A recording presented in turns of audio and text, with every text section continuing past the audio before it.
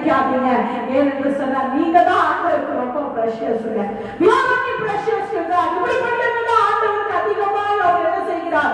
அவர் கைவிடுகிற தெய்வம் நல்ல. பிரியமானவர்களே, உலகத்துல நம்ம பெற்ற பிள்ளைகள் நம்மளை கைவிடலாம், நம்ம நம்பின மனைவி கணவனா நம்மை கைவிடலாம், உற்சாகம் கைவிடலாம்.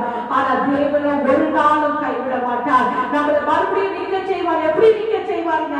அந்த ஆளை கொண்டு வந்து எல்லாருமே காக்கிறாருங்க. பக்கத்துல இருக்கிறவங்களுக்கு, சொந்தக்காரங்களுக்கு, நண்பர்களுக்கு, அந்த ஊர்ல இருக்கிற எல்லாருமே காக்கிறாரு. நம்மளை எப்படி நீக்க செய்வார் தெரியுங்களா?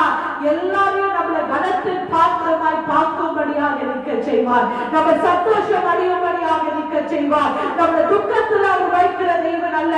He will make you a happy person. நம்ம எப்படிப்பட்டவராய் மாற்ற வல்லவர்? அவரு சந்தோஷமாய் மாற்ற வல்லவர் தேவனாய் அவர் இருக்கிறாருங்க. ஆகையால் பிரியமானவர்களே, is a God of healing, is a God of healing. நம்மளுக்கு சுகத்தை கொடுத்து நம்ம துக்கங்களை சந்தோஷமாய் மாற்றுகிற தெய்வன் அவரு.